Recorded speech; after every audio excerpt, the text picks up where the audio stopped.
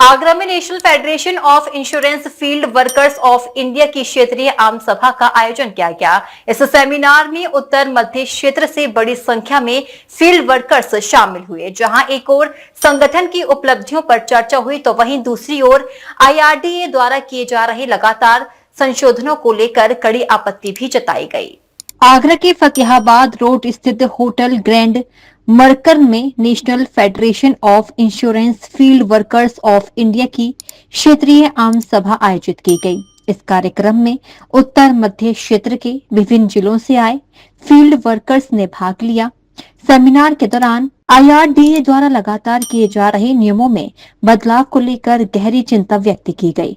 पदाधिकारियों का कहना है कि इन संशोधन के चलते फील्ड वर्कर्स को अपने कार्य में कई तरह की दिक्कतों का सामना करना पड़ रहा है।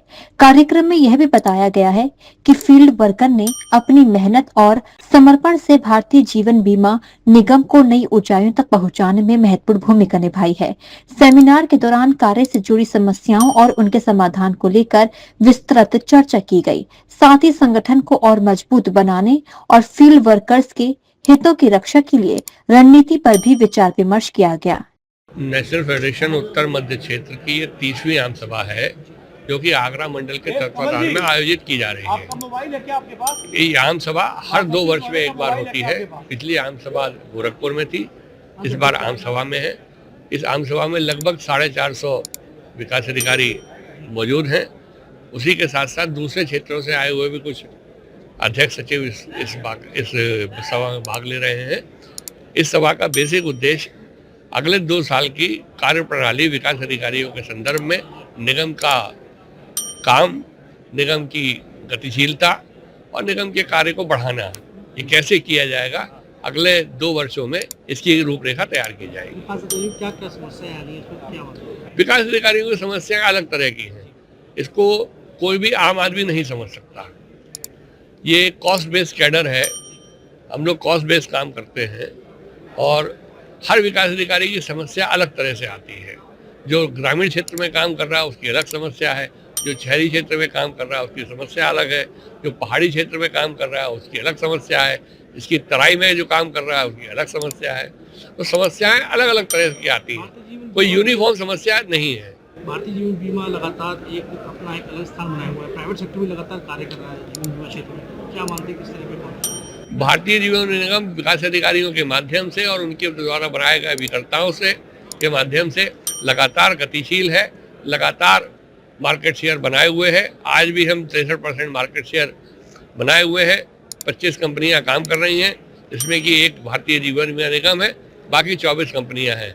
उसके बावजूद भी हमारा मार्केट शेयर लगभग 63% का है।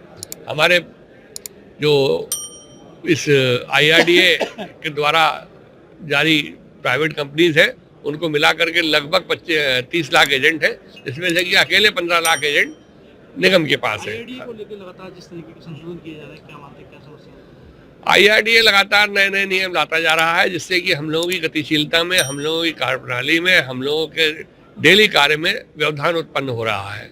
उनका अपना एजेंडा है। जैसे सरकार ने कहा है कि इंश्योरेंस फॉर ऑल बाय 2047, उसको लेकर के उनकी अपनी दिक्कतें हैं, उनकी अपनी कार्यप्रणाली है, उनका अपना प्लानिंग है। बीमा एक बहुत ही पर्सनल इशू है। बीमा आप किसी ऑनलाइन प्लेटफॉर्म से नहीं बेच सकते। बीमा व्यक्तिगत बेचा जाता है, बीमा कभी खरीदा नहीं जाता। और आईआरडीए चाहता है कि बीमा जो है ऑनलाइन प्लेटफॉर्म से बेचा जाए। सरकार को कोई मैसेज देने का काम किया जा रहा है के माध्यम से? नहीं, हम सरकार से यही चाहते हैं कि जो निगम के कर्मचारी हैं, अधिकारी हैं, अभिकर्ता हैं, उनका भविष्य सुरक्षित रहे, उनकी कार्यप्रणाली में कोई दिक्कत ना आए। और हम सरकार को लगातार एक्सेस फंड देते रहे हैं।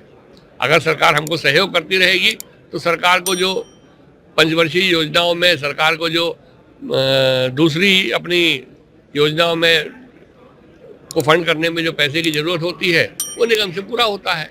कार्यक्रम का उद्देश्य अपने विकास कार्यों का स्ट्रेंथन, साथ ही साथ भारतीय जीवन बीमा निगम की प्रगति का स्ट्रेंथन और राष्ट्रीय स्तर पे आईआरडीए द्वारा थोपे जा रहे जो भी सेक्शंस या सब सेक्शंस हैं, जो भी रूल, नियम, उप रूल हैं, उसी के संदर्भ में हम यहाँ एकत्रित हुए हैं और अपने साथियों के साथ मंथन करेंगे। उसके इन 2 दिनों का मंथन करेंगे।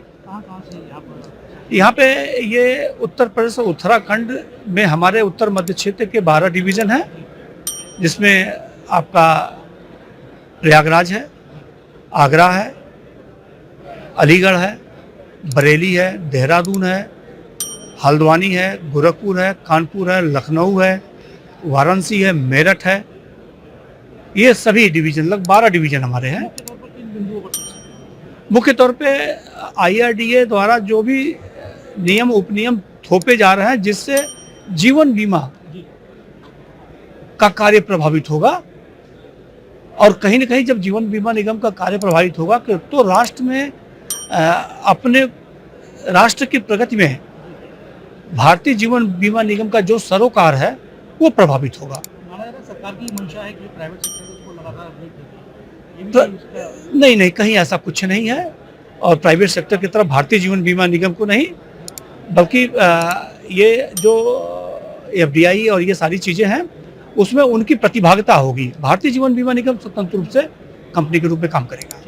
डीजी महाराजा न्यूज के लिए हरेंद्र पचौरी की रिपोर्ट।